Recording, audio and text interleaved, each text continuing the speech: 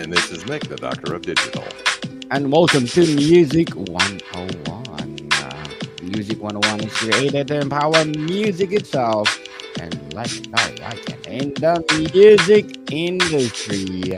Another week, another great episode on Music 101.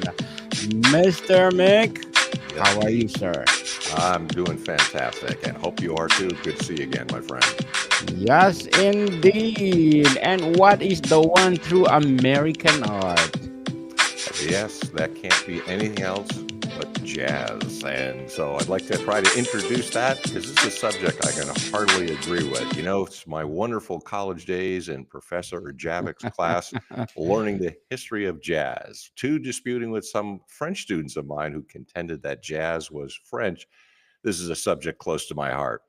And there's some good research out there, but it's also a really interesting subject because it's really the one uniquely American art form. It came out of the United States, and of course, it went to the rest of the world. It's got a very interesting history.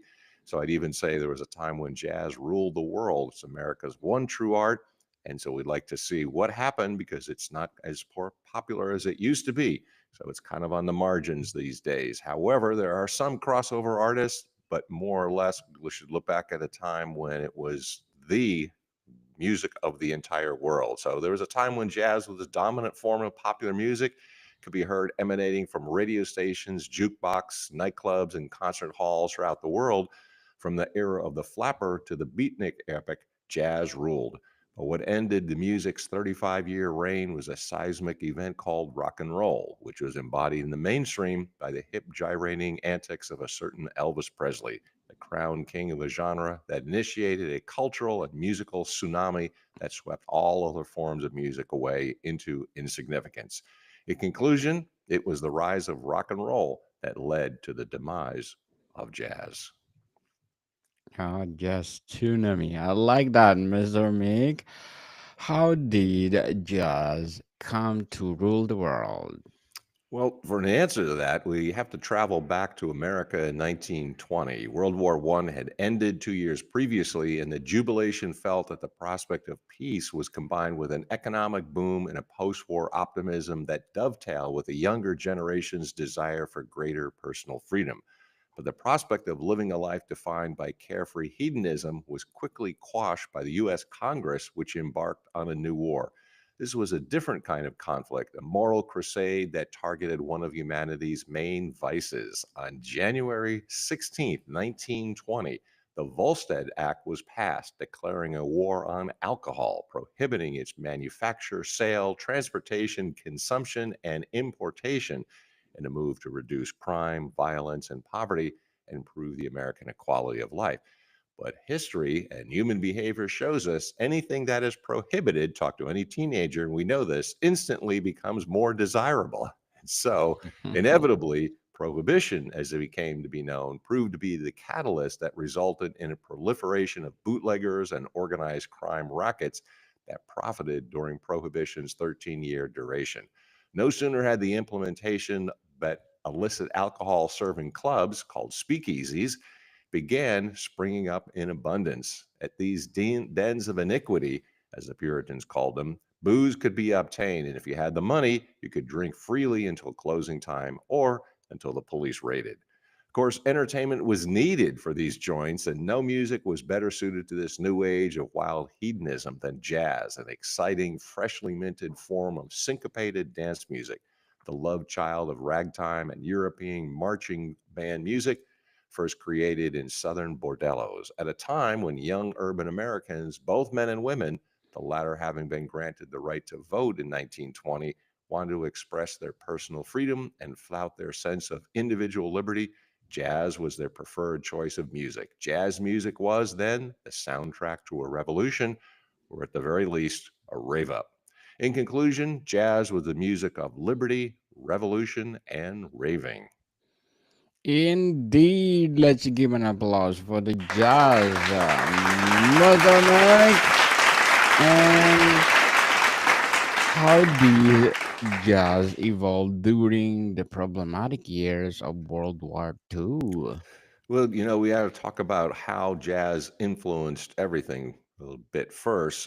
Once we had prohibition, it also meant that crucial technological developments came about, and that was the actual having a gramophone record. So the first jazz record begins with a ragtime. Livery Stable Blues were originally recorded by the Dixieland Jazz Band, 1917. And this is what really kicked off. People could hear music now because they could buy a record. So it was popularized by composers like Scott Joplin before transitioning into this looser, more improvisational sound that began to define early jazz. And on this record, jazz, J A Z Z, is spelled JASS. The music was so fresh, the standard spelling hadn't come about yet till a little bit later. And there were musicians that began to play this style of music and then record it. And one of the most famous, of course, was humble beginnings in a rough, poverty stricken New Orleans neighborhood. And this is Louis Armstrong. He rose to become the most influential and arguably the greatest trumpet player in the world, just like my teacher in college, Mr. Javik. So, of course, this is a golden trumpet sound. He boasted a rough edged singing voice that was instantly recognizable. And he first recorded with Oliver's Creole Jazz Band in 1923 before striking out on his own with his Hot Five and Hot Seven groups. So Chimes Blues was his first recorded solo, and this was with King Oliver's Creole Jazz Band. It was a new era showcasing Armstrong's revolutionary talent, and he was something that never was heard before. So it gave us an idea of what jazz was about to become. A lot of people had recognized this. As one person told Oliver, the leader of the band, there's a kid down in New Orleans. If he ever comes up, you're dead. And this is what happened. Armstrong was younger, had more power of delivery, can send his stuff out. And a reporter even singled out the little frog-mouthed boy who played the cornet at a trade convention. And Chimes Blues wasn't just a fluke. Just 6 months later, he also started recording Potato Head Blues, and among his biggest records at that time, with the Hot Five and Hot Seven, were West End Blues and Potato Head Blues. And he didn't finish his era of popularity and continued to record until his death in 1971. So he really had a very, very long career, and you could see him on television in the late 70s into the 70s as well, too. He spent time with Fletcher Henderson's band, and he worked at different bands until he really came out with his own. And of course, there were other people that started to record and were famous too. This was Jelly Roll. So Jelly Roll Morton, and he had a musical conglomeration known as the Red Hot Peppers. And that may sound familiar because there was a much later band called the Red Hot Chili Peppers. And that's exactly where they got the name from. So influenced by that as well. So, like Louis Armstrong, there was another artist, Duke Ellington, who emerged during the 1920s and remained popular until his death.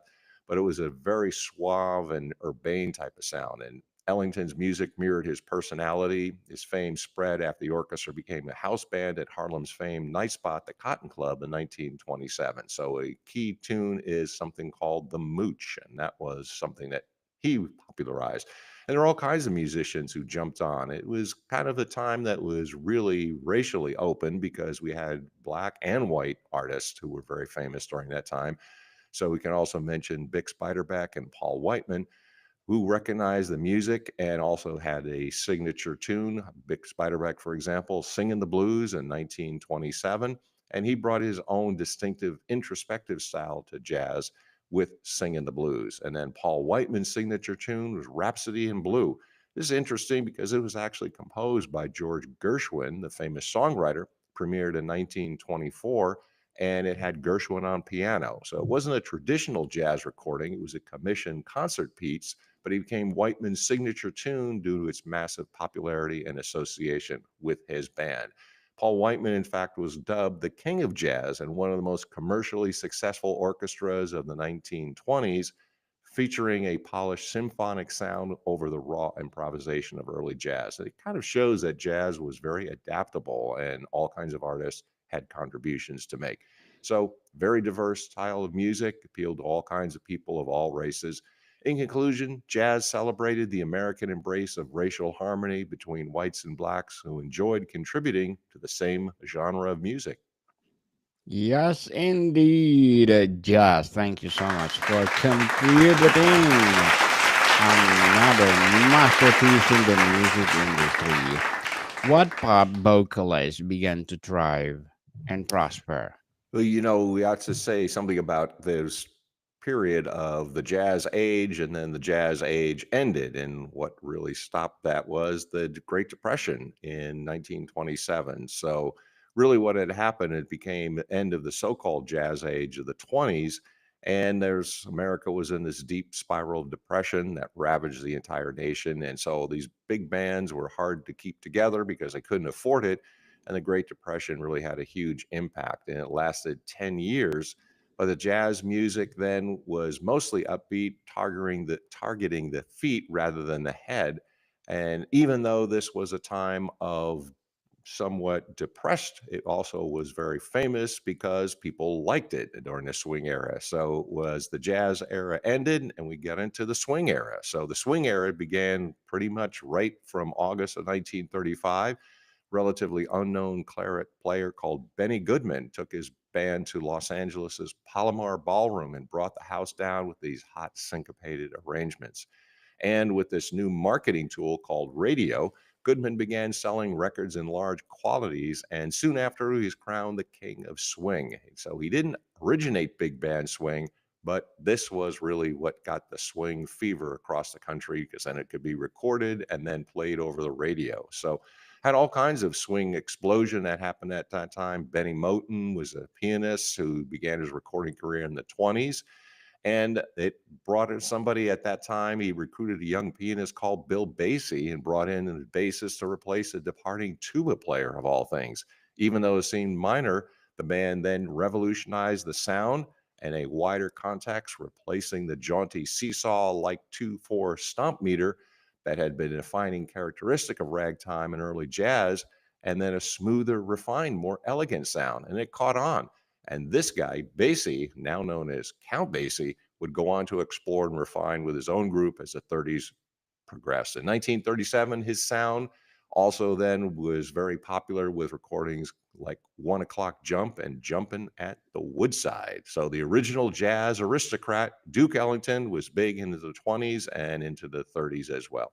Some others who should be mentioned in this context: Jimmy Lunsford with his signature tune, Rhythm is Our Business; Cab Calloway, charismatic vocalist with a distinctive scatting style, had an unbelievably great tune with signature 1931's Minnie the Moocher.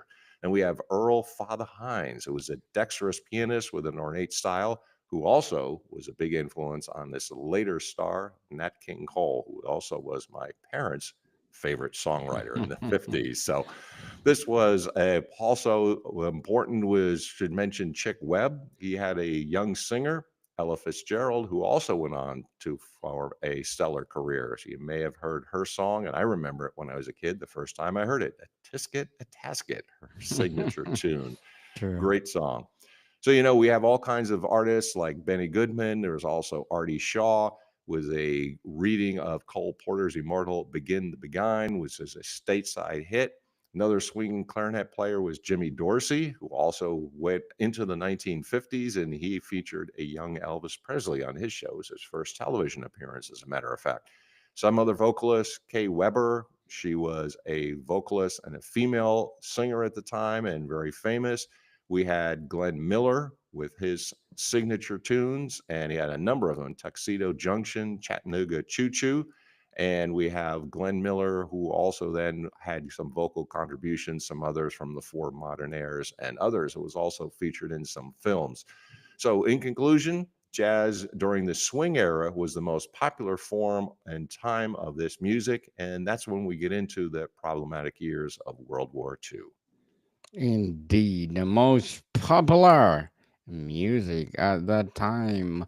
What was the ongoing revolution in jazz, Mr. Mick? Well, when you have the time of wartime, of course, this has an impact on how you're going to listen and what music was like. So, a lot of the big bands during the dominated the pop charts from 1940 to 1945 during World War II were the big bands. So, Jimmy Dorsey, he scored 9 number 1 hits. His brother Tommy had 4. Glenn Miller had 9. Artie Shaw 2. Harry James 8. And Woody Herman 1. With his blend of infectious dance rhythms and sentimental ballads, jazz music boosted morale. And the fact that the U.S. military had its own USO big bands to entertain the troops helped to maintain jazz's popularity. So, lead singer on Tangerine was Tommy Dorsey, and his orchestra was a young singer who went on to greater fame as well. And this is a guy by the name of Frank Sinatra. So, also very important in his own right as well. So, on the surface, big bands still seem to flourish, but the economic reality of being at war meant that days of the large ensembles were numbered. So, after that time, they started to get smaller and smaller bands, and that also had an impact on jazz as well. So, there also was a strike in 1942. So, union musicians were prevented from not only recording commercial sessions, but also playing on the radio. So, it was the final nail, the coffin for the big band. So, there were a few that continued, Duke Ellington and Count Basie, who soldiered on regardless. But for many years, it meant that it was really the death of the big band. So, in conclusion, the big bands died along with World War II, and a new style of jazz emerged, and that's the pop vocalist that we can chat about. Well, Mr. Mick, what type of jazz still dominated the pop charts? Yeah, so we have the crooners, and the crooners then new style, smaller bands, but all more of the singer type variety. So we have Frank Sinatra, Bing Crosby and Frank Sinatra with the big band singers. And Frank Sinatra, of course, has a great tune, it's a signature tune, Witchcraft. And this was also featuring on when the Elvis came back from his army stint. This is also something that he continued to be famous for. Of course, when we're talking about Bing Crosby, we have to mention something we talked about on the holiday in Music 101, and that's White Christmas. And that's one of his big songs as well. Yes. And these singers, of course, there's a number of them at that time. So Dinah Shore, Peggy Lee, Doris Day broke through. There are also vocal groups such as the Mills Brothers and the Ink Spots, even tying a little bit into early rock and roll because that's the mellow kind of sound. So with Dinah Shore, there's some signature songs. See the USA in your Chevrolet could fit into a car episode. Peggy Lee's Fever, Doris Day, Que Sera, Sera, whatever will be, will be. The Mills Brothers, Paper Doll, and the Ink Spots, If I Didn't Care, all their signature tunes. So these individual vocalists became really important. And the crooners evolved out of the popularity of the big bands, and there's the ongoing revolution. So music was undergoing a revolution, and the practitioners called it bebop. So it became associated with small group jazz, which became the in thing after the big band era. And it was also harder to dance to, and that was done deliberately because this was a new style of jazz. So, representative of the bebop era is Billy Eckstine, Charlie Parker, Dizzy Gillespie.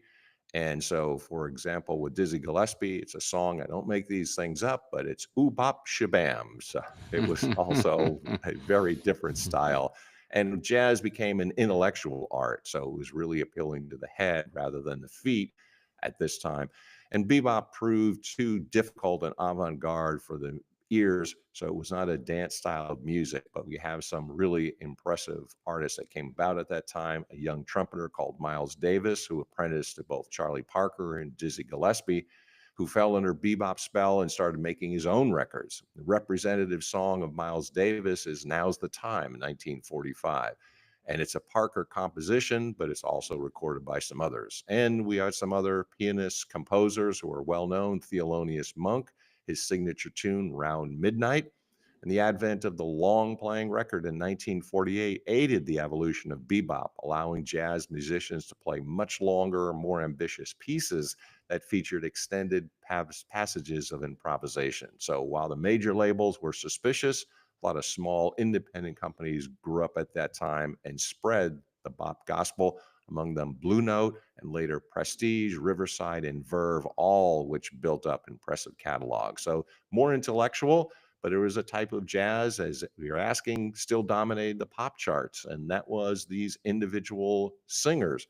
So the aforementioned Nat King Cole was making his mark with 1947's I Love You for Sentimental Reasons, and also at the top, Count Basie's Open the Door, Richard. So we have a number of those artists who continued the importance of jazz as individual artists. So jazz scene in the 50s continued to be very vibrant with Louis Armstrong, Duke Ellington, Count Basie.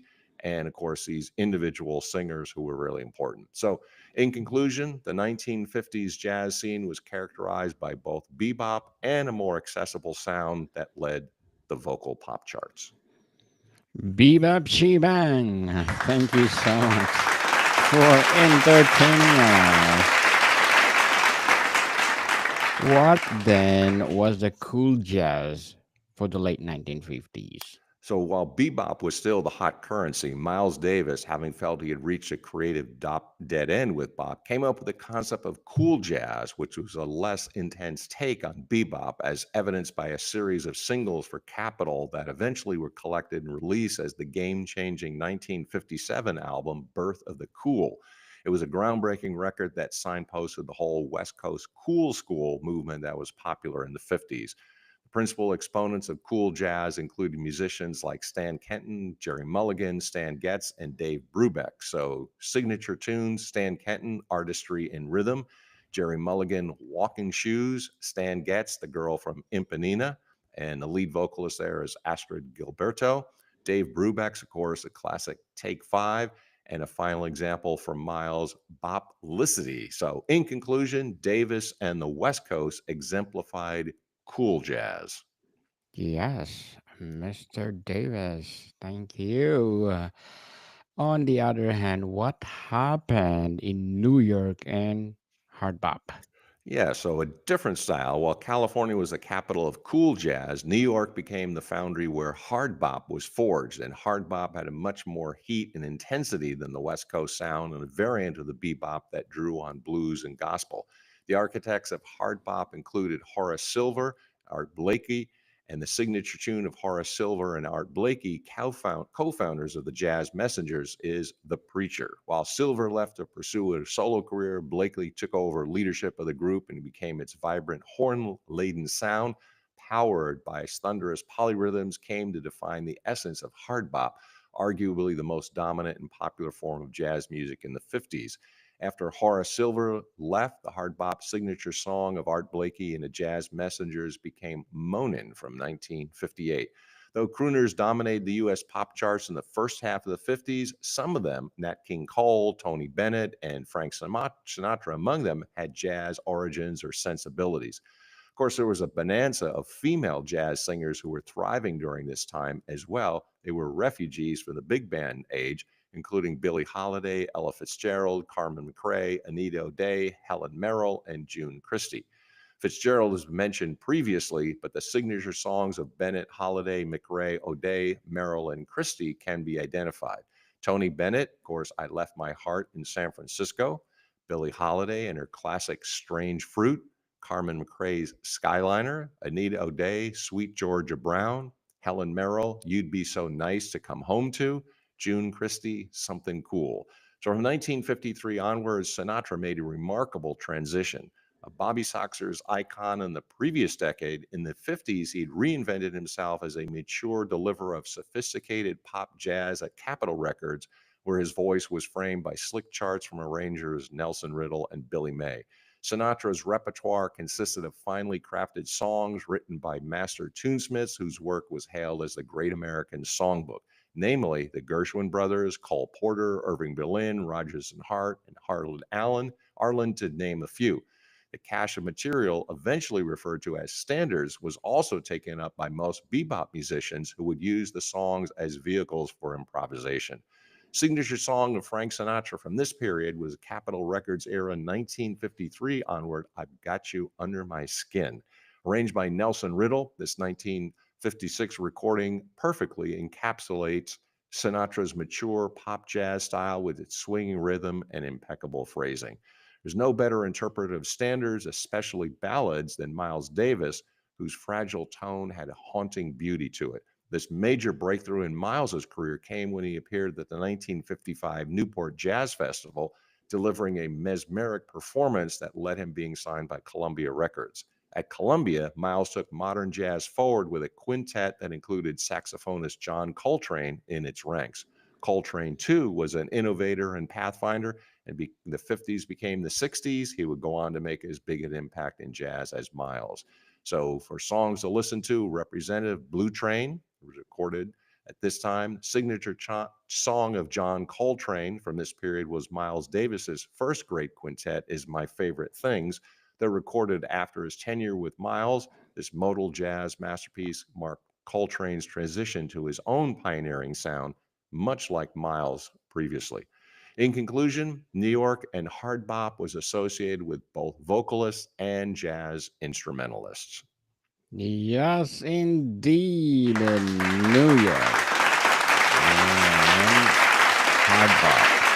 Thank you so much. What phenomenon replaced jazz as the world's most popular and dominant music idiom, Mr. Mick? Well, by the time Miles and Coltrane were taking jazz music in new directions, a seismic event that happened in music that pushed jazz right down the pecking order and ended its long reign as the world's most popular and dominant musical form was a phenomenon called rock and roll. When it emerged in 1955, it was first viewed as passing teen fad by its detractors. But as time passed, rock and roll didn't lose its momentum or appeal, sounding the death knell for jazz as majority music. Jazz music didn't go down without a fight, and ironically, what would become the best-selling jazz album of all time, Miles Davis's "Kind of Blue," emerged during rock and roll's first flourish. That was in 1959, the year that produced several jazz masterpieces that have transcended time, including Dave Brubeck's "Time Out" and Ornette Coleman's "The Shape of Jazz to Come." So, ironically, the creative artists who also had some contributions to make. So at least creatively, jazz seemed to be in a healthy state, but the audience was rapidly shrinking.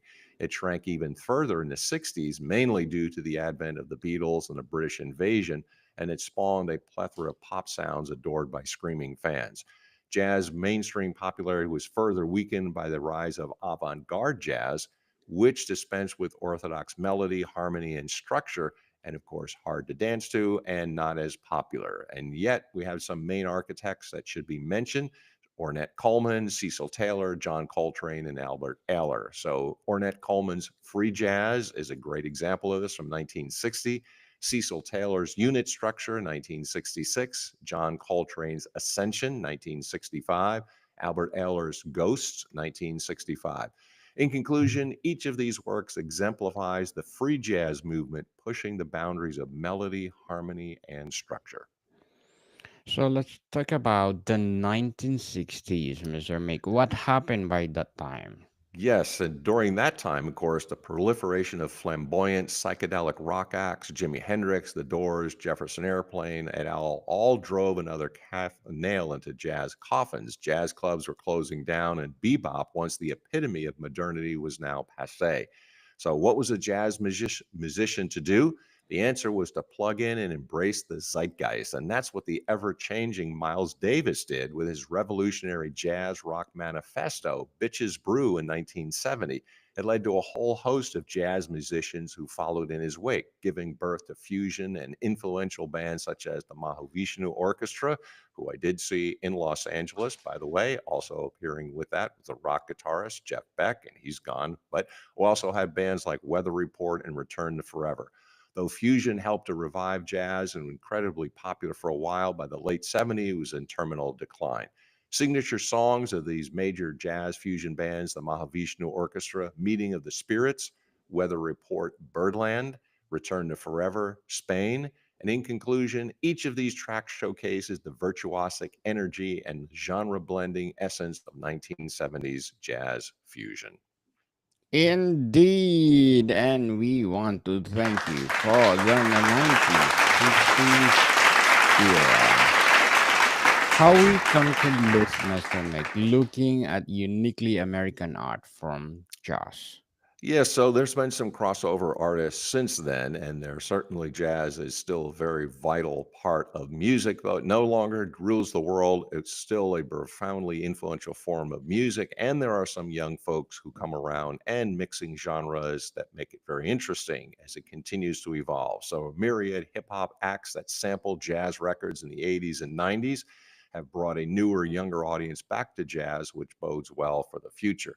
In conclusion, we've got some ideas with the technology making jazz more accessible and educational initiatives fostering new talent. Jazz may thrive as still it's being very creative, collaborative, and encouraged to explore new avenues will continue to guide its journey. In conclusion, it's essential to embrace this evolution, celebrating the rich history of American jazz and the exciting worldwide possibilities that lie ahead. Indeed, again, Jazz. Thank you so much for being part in the music industry. As Mr. Mick saying, jazz stands for as the quintessential American art form, born from the collision of cultures and struggles that shaped the nation's identity. Emerging in the early 20th century from the African American communities in New Orleans, jazz waved together West African rhythms, blues, and European harmonic structure too. Yeah. So, Mr. Mick, again, another great episode on Music 101. And would you like to plug something? Sure, if you wouldn't mind. I am the Idea to Author Coach on Facebook, and I help people write books and sell more books. I've also listened to my podcast, that is the Doctor of Digital podcast, and of course, some volumes that I've got out there if you want to read more about me, Burning America, and On Track Ian Hunter, both available on Amazon. So thank you for the idea that I can plug one or two things. Yes, indeed. People, please do listen to our baby podcast, Mental Health 101. And Mental Health 101 is created to empower our mental health awareness. So, Mr. Mick, thank you so much for your time. Thank you, Mr. Daniel Deus Volt. Morning, people. See you soon.